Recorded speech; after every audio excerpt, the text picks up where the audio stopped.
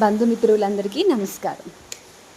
ఈనాటి నామస్మరణ ఎపిసోడ్లో ఒక అందమైన విషయాన్ని మనం తెలుసుకుందామండి. ఇక్కడ పోస్ట్ చేశాను కదా, ఈ పిక్చర్ని కాస్త చూడండి, బాగా అబ్జర్వ్ చేయండి పిక్చర్ని. జనరల్గా కృష్ణ ఫోటోగ్రాఫ్స్ చాలా ఇంట్లో పెట్టుకుంటూ ఉంటారు, ఒక నృత్యం చేస్తున్నట్టు, రాధతో ఉన్నట్టు, కురుక్షేత్రంలో రథం నడుపుతున్నట్లు, గుర్రాలతో, ఇట్లా చాలా చాలా పిక్స్ అన్నీ పోస్ట్ చేసుకుంటాం, ఇంట్లో పెట్టుకుంటాం మనం. అవి కేవలం అందం పర్పస్ కోసమే కాకుండా ఆ పిక్చర్ వెనకాల, ఆ సన్నివేశం వెనకాల ఉన్న తత్వం కానీ మనం ముందుగా తెలిసి పెట్టుకున్నట్లయితే, వెన్ ఎవర్ మనం ఆ పిక్చర్ చూసినప్పుడల్లా హాల్లో కానీ మనము ఆ కురుక్షేత్రంలోకి మనమే వెళ్ళిపోయామా, ఆ రాసలీలలోకి మనమే వెళ్ళిపోయామా, ఆ రాధాకృష్ణ ఉన్న ప్లేస్లోకి మనమే వెళ్ళిపోయామా అన్నట్లుగా అంత లైవ్లీగా మనం అనుభూతిని చెందొచ్చు. ఇవాల్టి పిక్చర్ ఇది కురుక్షేత్ర యుద్ధంలో వన్ ఆఫ్ ద డే, నాకు తెలిసి 12వ రోజు అనుకుంటా, ఖచ్చితంగా 10 రోజుల తర్వాత విషయమే. ఈ సందర్భం ఏంటంటే, భీష్ముడు చేస్తున్నటువంటి యుద్ధాన్ని చూసి దానికి ఆపోజిట్గా అర్జునుడు సరిగా రెస్పాండ్ అవ్వకుండా ఏదో తుత్తు మంత్రంగా అభిమన్యుడితో చేసినట్టు, దుర్యోధనతో చేసినట్టు చాలా తక్కువ ప్రమాణంలో యుద్ధం చేస్తున్నాడని, భీష్ముడితో చేయాల్సిన విధానం అదేనా అని ఒక్కసారిగా కోపం వచ్చింది కృష్ణుడికి. ఏంటి బొమ్మలాటలాగేస్తున్నావు, నీ ఎదుట ఉండేది భీష్ముడు అన్న విషయం మర్చిపోతున్నావు అర్జున, ఇలా అయితే నువ్వు నెగ్గలేవు అని స్వామికి చింత అయిపోయింది. తన భక్తుల పట్ల, తనను నమ్ముకున్న వాళ్ళ పట్ల, యాక్చువల్గా ఒక యుద్ధానికి స్టార్ట్ కాకముందే స్వామి తన పక్షాన్ని నిలబడమని అర్జునుడు వచ్చి అడిగినప్పుడు స్వామి ముందుగానే చెప్పేశాడు, నేను ఆయుధం పట్టను అని.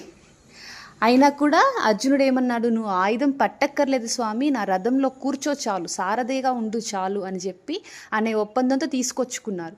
ఈరోజు వచ్చి ఇతను చేసే యుద్ధానికి ఇరిటేట్ అయిపోయినాడు స్వామి. ఏవేవో అస్త్రాలు, ఏవేవో అసలుకి ఎన్నిసార్లు కాపాడాడండి అర్జునుడిని. రోజుకి ఒక 20-30 సార్లు కురుక్షేత్ర యుద్ధం మొత్తం అయ్యేసరికి స్వామి యొక్క ఏ రకాలుగా కాపాడబడ్డాడో అర్జునుడు మనం లిస్ట్ ఫైండ్ అవుట్ చేయొచ్చు. ఒకసారి వరుణాస్త్రం, ఒకసారి భగదత్తుడు ఒకసారి విష్ణు అస్త్రం పంపించాడు అర్జునుడి మీదకి. వెంటనే స్వామి అందులో రథంలో ఉన్నాడు కాబట్టి పైకి లేసి నిల్చున్నాడు సడన్గా. వెంటనే ఏమైందప్పుడు, విష్ణాస్త్రం కాస్త స్వామిని తగిలి వైజయంతి మాలగా మారిపోయింది. అదే ఆ రోజు అక్కడ స్వామి లేకుండా ఉండుంటే ఆ ఒక్క విష్ణాస్త్రం చాలు, వైష్ణవాస్త్రం చాలు ఆ రోజుకి అర్జునుడి పని ముగించడానికి. 12వ రోజో 14వ రోజో అర్జునుడి పని అయిపోయిండేది. కానీ స్వామి అడుగడుగున తనను నమ్ముకున్న అర్జునుడిని ఎలా కాపాడుకుంటా వచ్చాడో చూడండి. ఇక్కడ మనం గమనించవచ్చు, రామావతారంలో ధర్మం ఏది ఏమైనా కానీ నాకు ధర్మం ముఖ్యం, నా ధర్మానుసారం నేను ప్రవర్తిస్తాను అని అంటాడు. కానీ ఇక్కడ కృష్ణావతారంలో ధర్మంకి మించి స్వామి ఎక్కువ చెయ్యి దేనికి వేశారంటే ప్రేమకి. స్వామి ప్రేమ రూపం, అర్జునుడి మీద ప్రేమ, తన భక్తుల పట్ల అతనుకున్న ప్రేమ తనని ఏం చేస్తుందంటే, తను కట్టుబాటు చేసుకున్న నియమాలను కూడా ఉల్లంఘించేద్దాంలే, ఏమైందిలే కానీ, ఏదో తీసుకున్నాను ప్రమాణం నేను ఆయుధం పట్టనని, అయినా కానీ అర్జునుడు పడిపోయేలాగున్నాడు, నావాడు పడిపోయేలాగున్నాడు అని ఆత్రంతో స్వామి ఎంతకీ తెగించారంటే ఆయుధం పట్టడానికి కూడా రెడీ అయిపోయాడు. ఏ రకంగా కావాలన్నా ఆ రకంగా కాపాడడానికి కూడా రెడీ అయిపోయారు.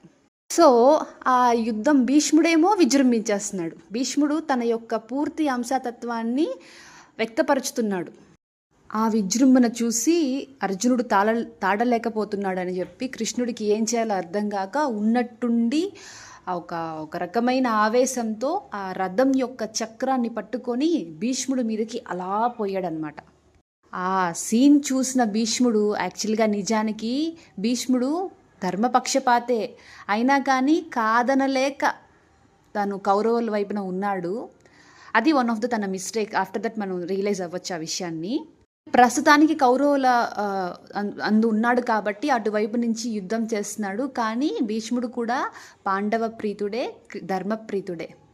ఇష్టంగానో మొత్తానికి తను అనుకున్నది చెయ్యాలి, తన పక్షాన నిల్చున్నాను కాబట్టి తనకి న్యాయం చేయాలన్న ఉద్దేశంతో ఆ రకంగా విజృంభించి యుద్ధం చేస్తున్నాడు. అలాంటి భీష్ముడికి ఒక్కసారిగా అలా చక్రం ఎత్తుకొని వస్తున్న కృష్ణుడిని చూసి స్టన్ అయిపోయాడు స్వామి. ఎంత అందంగా ఉన్నాడండి చూడండి, బ్యూటీ. మనం చూడాలే కానీ చావులో కూడా బ్యూటీని ఎత్తుక్కున్నాడు భీష్మాచార్యుల వారు. తన మీదకు వస్తున్న చావే, కృష్ణుడు ఆ రకంగా కోపంతో వస్తున్నాడంటే మన యొక్క మృత్యువే మన మీదకు వస్తుంది. ఆ మృత్యులో కూడా ఎంత స్వామి ఆ క్రోధంలో కూడా ఎంత అందంగా ఉన్నారనే దాన్ని భీష్ముడి వారు ఇక్కడ మనకి వివరిస్తున్నారు ఈ పద్యం వల్ల.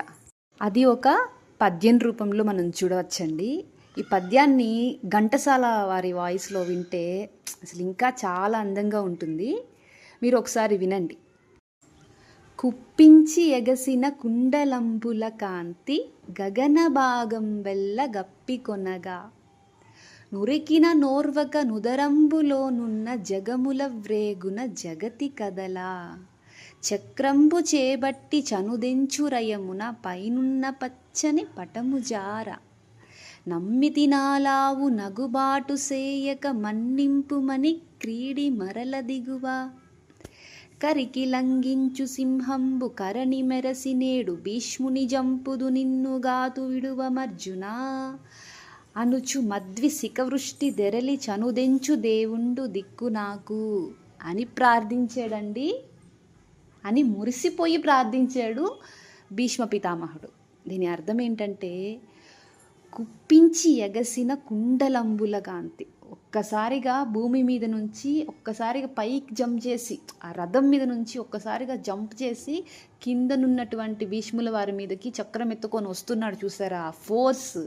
ఆ ఫోర్స్ ఎలా ఉందంటే అలా ఎగిసి వస్తున్నప్పుడు కృష్ణ భగవానుడు ఎలా ఉన్నాడనే దాన్ని ఎలా ఫీల్ అవుతున్నారంటే భీష్మ పితామహ ఆ ఎగసి రావడం, ఆ ఎగిరి రావడం కృష్ణుడి యొక్క కుండలంబులు అంటే కమ్మలు, చెవులకు ధరించినటువంటి పెద్ద పెద్ద కుండలంబులు ఎలా ఊగుతున్నాయంటే గగన భాగం వెల్ల కప్పికొనగా ఒక్కసారిగా సూర్యచంద్రులే ఆ రకంగా ఆ కుండలంబులు ఆ రకంగా మెరుస్తున్నాయి అన్నమాట. సూర్యచంద్రుల వలె మెరుస్తూ అవి కదులుతూ మెరుస్తూ గగన భాగాన్నంతా కప్పేసుకున్నాయి. అంటే అంత జూమ్లో వచ్చి మీదకు వస్తున్నాడు అంటే కదండి. దీపానికి దగ్గరకి వెళ్ళే కొద్దీ మన నీడ పెద్దదవుతుంది, దీపకాంతికి దూరంగా వెళ్ళే కొద్దీ చిన్నగా అవుతుంది. ఆ మాదిరిగా ఇక్కడ స్వామి అలా జూమ్లో పడుతున్నప్పటికీ స్వామి యొక్క కుండలంబుల యొక్క స్పేస్ ఎక్కువ ఆక్యుపై చేసేసినట్టు అనిపిస్తుంది భీష్మ పితామహునికి. ఉరికిన నోర్వక నుదరంబులోనున్న జగములు వ్రేగున జగతి కదలా. ఒక్కసారిగా ఉరికేడు కదండి, అంటే ఎగిరేడు కదా. ఉదరంబులోనున్న జగములు మనకు తెలుసు కదండి, విష్ణువు యొక్క ఉదరంబులో సర్వలోకాలు ఉంటాయని. ఆ లోకాలన్నీ స్వామి ఉరికిన ఉరుకుడికి కదిలిపోతున్నాయంట. ఓర్వలేక ఉదరంబు పొట్టలో ఉన్న లోకాలన్నీ కదిలిపోతున్నాయంట. చక్రంబు చేపట్టి చనుదెంచు రయమున. ఆ చక్రాన్ని ఒక్కసారిగా చేపట్టాడు కదా, విష్ణు చక్రం లాగా రథం యొక్క చక్రాన్ని చేపట్టాడు కదా. ఆ ఫోర్స్కి స్వామి యొక్క భుజం మీద నుంచి ఆ పచ్చని పటం ఉంది కదా, ఆ కండువ అంటారు, ఆ కండువ ఆ వస్త్రం ఏదైతే ఉందో స్వామి భుజం నుంచి ఫోర్స్గా లేస్తే మనకు కూడా పైన ఏదైతే వేసుకుంటాం అది కొంచెం కదులుతుంది కదండి. ఆ పచ్చని పటము జారుతుందన్నమాట, ఆ వస్త్రం జారుతుంది. ఎంత లైవ్ ప్రజెంటేషన్ ఇచ్చారో చూడండి. నమ్మిది నాలావు నగుబాటు సేయక మన్నింపుమని క్రీడి అంటే ఇక్కడ అర్జునుడు స్వామి నన్ను ఇలా నగుబాటు అంటే నవ్వుల పాలు చెయ్యొద్దు స్వామి, కృష్ణుడు ఆయుధం చేపట్టను, మొత్తం అర్జునుడే గెలిపిస్తాడని చెప్పి ప్రమాణం చేసుకున్నాం. రేపనే రోజు యుద్ధం గెలిచినా కానీ అర్జునుడు ఏం చేయలేకపోయాడు, మొత్తము కృష్ణుడే చేశాడు, చేపట్టనన్నవాడు ఆయుధం చేపట్టాడు. ఇలా నలుగురు నానా రకాలుగా మాట్లాడతారు స్వామి, నన్ను చేతగాని వాడు అనుకుంటారు. దయచేసి నేను ఇంక నుంచి బాగా చేస్తాను, ఇంక నుంచి ఫోర్స్గా చేస్తాను, నా యొక్క పూర్తి కేంద్రీకరణ దృష్టి మొత్తం వారి యొక్క యుద్ధం మీద పెడతానని ఏవేవో ప్రమాణాలు చేసుకుంటూ, ప్లీజ్ ఇదొక్క మాట మీరకండి, నేను చేసుకుంటాను అని అర్జునుడిలో ఉత్సాహాన్ని నింపడానికి కృష్ణుడు ఈ నాటకం అంతా క్రియేట్ చేశాడు, ఎంకరేజ్మెంట్ లాగా అని. కార్లు పట్టుకొని మరి అర్జునుడు బతిన్లాడుతున్నాడు. స్వామి ఏమంటున్నాడు అప్పుడు, కరికి లంఘించు సింహంబు.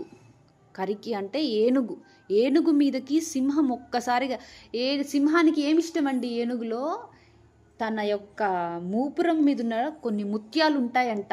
ఎప్పుడు గజాలకి, మదగజానికి మూపురం మీద కొన్ని ముత్యాలు ఉంటాయంట. ఆ పాటలో ఉన్నటువంటి మాంసం అంటే సింహానికి ఎక్కువ రుచి అంట. దానికోసమే ఒక్కసారిగా లంఘించి 2 చేతులు వచ్చి ఈ మూపురం మీద కొట్టుద్దనమాట. ఆ మాదిరిగా ఎప్పుడైతే ఏనుగుని చంపడానికి వచ్చిన సింహము ఎలా ఫోర్స్గా పైకి వస్తుందో, అలా నేడు భీష్ముని చంపుదు నిన్ను కాదు, ఆ రకంగా ఈరోజు భీష్ముల వారు నా చేతిలో అయిపోతారు, నిన్ను కాదు అర్జున, విడువు నన్ను, వదులు నన్ను అని స్వామి అడుగుతుంటే ఇదంతా చూస్తున్న భీష్ముడు మద్వి శిఖవృష్టి దెరలి జనుదెంచు దేవుండు దిక్కునాగు, అలాగా అందంగా శిఖయందు ఇది పెట్టుకొని, నెమలి పింఛం పెట్టుకొని, ఆ పచ్చని పటము జారిపోతూ ఆ కోపంతో ఎంత అందంగా మీదకి వస్తున్నాడు కదా ఆ కృష్ణుడు నన్ను ఈరోజు చంపేస్తే బావుణ్ణు. దీనినే శరణాగతి అంటారు. ఈరోజు ఈయన చేతిలో నేను అయిపోతే బావుణ్ణు, నాకు ఇదే సుఖము. ఎవరైనా పైకి చంపడానికి వస్తుంటే మనం భయంతో ఒక అడుగు వెనక్కేస్తాం. ఇక్కడ భీష్ముల వారు స్వామి యొక్క అందంకి, దయకి 2 అడుగులు ముందుకేసి మరీ వెళ్తున్నారు. రా కృష్ణ చంపు, ఇది ఇంతకన్నానా నాకు, వసువుల్లో ఒకరు కదా మన భీష్ముల వారు, ఈ రకంగా నేను నా వెనకటి జన్మకి వెళ్ళిపోతాను ఈ మాదిరిగా అని చెప్పి స్వామి భీష్ముల వారు ఆశపడుతున్నాడు. అదండి ఈ యొక్క ఇమేజ్ యొక్క వెనకాల సన్నివేశం. ఇప్పుడు ఇది మనం ఒక హాల్లోనో ఒక లివింగ్ రూమ్లోనో పెట్టుకొని, ఇది ఒక పెద్ద పటం పెట్టుకొని, మనసు బాగలేనప్పుడు, లేదు పొద్దున్నే నిద్రలేసి వచ్చి కూర్చున్నప్పుడు, ఈవినింగ్ అలా కూర్చున్నప్పుడు ఒక్కసారి 10 నిమిషాల పాటు ఆ ఇమేజ్ని చూస్తూ అలా లోపలికి వెళ్ళిపోయి కృష్ణుడి యొక్క అందాన్ని, భీష్ముడి యొక్క సౌభాగ్యాన్ని, అర్జునుడి యొక్క దైన్యాన్ని, అర్జునుడు అంటే అసలు ఎంత ఇష్టం అండి స్వామికి, అర్జునుడు అంటే మరి ఇంత ఇష్టం, మరి పాండవులు అంటే ఎంత ఇష్టం కాకపోతే ఇంత పక్షాన నిలబడ్డాడు ఆ స్వామి అనని ఆ యొక్క దానికి మనకే కుళ్ళు పుట్టేస్తుంది. ఎంత దగ్గరగా ఉన్నాడురా, ఎన్ని రకాలుగా పాండవుల్ని ఇది చేశారా అని చెప్పి మనకే కుళ్ళు పుట్టేంతలాగా అవన్నీ గుర్తుకొస్తే మైండ్ ఒక 10-15 నిమిషాల పాటు స్మరణకి వెళ్ళిపోతుంది, మననంకి వెళ్ళిపోతుంది. ఈ యొక్క 10-15 నిమిషాల మననం మనకి పుణ్యం ప్రాప్తిస్తుందండి. 10-15 నిమిషాలు ఒక సీరియల్, ఒక సినిమాకి వెళ్ళామంటే 3 గంటలు ఈ 3 గంటలు మనము ప్రవచనాలు అవన్నీ వినలేకపోవచ్చు. అన్నిటికంటే ఉత్తమమైనది ఏంటంటే భావన మాత్ర సంతుష్ట అంటారు దేవతలు. ఏమీ లేదండి చేతిలో, నీ మనసు మాత్రం భగవంతుని పాదాల మీద ఉంది. ఆయన యొక్క లీలలని, ఆయన యొక్క రూపాన్ని, ఆయన యొక్క గుణాన్ని మీరు స్మరించుకొని మురిసిపోతున్నారు, లోపల ఆనందపడిపోతున్నారు. ఒక లవర్ తన యొక్క లవర్ని ఎలా గుర్తు తెచ్చుకొని మురిసిపోతుంటాడో అలా మీరు స్వామి పట్ల చేస్తున్నాడు అనుకోండి, అదంతా మీ యొక్క పుణ్యం ఖాతాలో పెరిగిపోతూ ఉంటుంది. ఈ జన్మలో ఇంత సంపాదించుకొని బ్యాంక్ అకౌంట్లు పెంచుకుంటున్నాం కదండి, మరి నెక్స్ట్ జన్మకి ఏం దాచిపెట్టాం? ఇప్పుడు పెట్టి పుట్టాలి అంటారు. ఇప్పుడు ఇలా పెడితే నెక్స్ట్ జన్మల్లో ఉన్న వాళ్ళుగా పుడతారు అంటారు. ఇప్పుడు ఏదో ఒక రకంగా ఆర్జించుకుంటే పుణ్యము నెక్స్ట్ జన్మల్లో 84 లక్షల జీవరాశులలో ఏదో ఒక పిచ్చి జన్మ కాకుండా మళ్ళీ భగవంతుణ్ణి ఎరుగగలిగే మానవ జన్మ మనకి లభిస్తుంది. సో రోజులో కొంత భాగాన్ని స్వామికి అర్పించండి. మహాస్వామి వారు అంటారు, పరమాచార్యుల వారు, ఏదన్నా దక్షిణగా ఇవ్వాలి, ఏదన్నా మీకు సమర్పించాలి స్వామి, ఏదైనా అని కంచి పరమాచార్య యొక్క భక్తులందరూ పరమాచార్యని అడుగుతుంటే, మీరందరూ నాకు దయచేసి నా మీద మీకు అంత ప్రేమగా ఉంటే నాకు దయచేసి మీ యొక్క జీవితకాలం ప్రతిరోజు 2 నిమిషాల సమయాన్ని ఇవ్వండి. జయ జయ శంకర హర హర శంకర, జయ జయ శంకర హర హర శంకర, ఇలా నమశివాయను ఏదో ఒక నామము 2 నిమిషాలు చేయండి నా కోసము. చూసారా గురువులు ఎంత త్యాగమూర్తులో, వారి కోసం అని అన్నారు హెడ్డింగ్, అది మన యొక్క ఉద్ధరణ కోసమే. పరమాచార్యులు అడిగినట్టు మనం కొంచెం సెల్ఫిష్గా ఉండాలండి. సెల్ఫిష్ అంటే స్వార్థం. ఎక్కడ స్వార్థం? మన జీవుని మనం ఉద్ధరించుకోవడానికి స్వార్థం పెరిగిపోవాలి. మన జీవుడు, మన ఫ్యామిలీ, మన కుటుంబం, మన ఇల్లు, నా తిండి, నా బట్ట, ఇలా ఎలాగో నా ఆత్మ, లోపల ఉన్న జీవుడు వేరొకడు ఉన్నాడు కదా, వీడికి నేను ఏం చెయ్యాలి అనే దాని మీద ఖచ్చితంగా దృష్టి పెట్టి తీరాలండి. మనకు అది తెలియడం లేదు. ప్రస్తుతానికి వయసులో ఉన్న వాళ్ళకి ఎలా ముసలితనం మీద పెద్ద ఉండదు, వచ్చినప్పటికి చూసుకుందాంలే అని. చావు మీద అంతకన్నా ఉండదు. చచ్చిపోయిన వాడిని చూసి ఏడుస్తుంటాం పిచ్చి వాళ్ళలాగా. మనకి ఏదో చావు రానట్టు మనము ఫ్యూచర్లో వచ్చేదాన్ని పెద్దగా పట్టించుకోము. మనం ఫ్యూచర్లో నెక్స్ట్ 1-2 ఇయర్స్లో 10-20 ఇయర్స్లో వచ్చే విషయాన్నే ఎలా పట్టించుకోమో, నెక్స్ట్ జన్మ అనేదాన్ని అస్సలు పట్టించుకోము. ఊరికే చెప్తామే కానీ నెక్స్ట్ జన్మకి మనం ఖచ్చితంగా కొన్ని సేవింగ్స్ చేసి పెట్టుకోవాలండి. చేసి పెట్టుకుంటేనే బాగుంటాం. ఈ జన్మలో కొంతమంది దారిద్ర్యాన్ని, పిల్లలు లేక, రోగాలు, రొష్టులు, ఇట్లా చాలా రకాల సమస్యలతో బాధపడి ఏ పూజ చేయాలి, ఎవరిని ఆశ్రయించాలి, ఏ గురువు దగ్గరికి వెళ్ళి లక్షలు దారబోయాలి, ఇలాంటివన్నీ ఆలోచిస్తూ ఉంటాం. అసలు ఆ పాపపుణ్యాల గురించి ముందుగానే తెలుసుకొని ఈ జన్మలోనే మనం తొందరపడ్డామనుకోండి, నెక్స్ట్ జన్మ ఏదొస్తుంది ఎవరికి తెలుసు. ఈ జన్మే ఇవ్వు స్వామి, నీ కాళ్ళకి దగ్గరగా ఉండే బతుకే ఇవ్వు స్వామి అని కోరుకున్నామనుకోండి, ఇది ఒక రకమైన సేవింగ్ అన్నమాట. సో నేను చెప్పింది మీకు అర్థమైంది అనుకుంటాను. మనం చూడాలే కానీ ఇంట్లో చాలా కృష్ణమూర్తులు పెట్టుకుంటారు కొంతమంది, చాలా పట్టాభిరామయ్య ఇది పెట్టుకుంటారు, ఫోటో పెట్టుకుంటారు, ఒక లక్ష్మీదేవి పద్మంలో కూర్చొని ఉన్నట్లు ఫోటో పెట్టుకుంటారు. వీటిని చూసి బొట్టు పెట్టేసి పూలు పెట్టేసి దండం పెట్టడం కాకుండా, అలా చిన్ని కృష్ణుడు ఎందుకు కూర్చో ఉన్నాడు, ఆయన చూడంగానే ఆయన యొక్క బాల్యలీలన్నీ నెమరు వేసుకోండి. త్రిభంగిమలో ఎందుకు కృష్ణుడు నిల్చో ఉన్నాడు, ఆయన ఎందుకనేది నెమరు వేసుకోండి. అమ్మవారు పద్మంలో ఎందుకు కూర్చో ఉన్నారు, క్షీరాబ్ది కన్యకకు పాట వినంగానే అలా మొత్తం మనం తెలుసుకున్నట్లయితే, తెలియకుండా మన రోజులో సరిపడనంత స్మరణ జరిగినట్లయితే మనము పుణ్యార్థులం అయిపోతాం. ఇవాళటి ఈ యొక్క డిస్కషన్ మీకు నచ్చిందని కోరుకుంటున్నానండి. Thank you. స్వస్తి.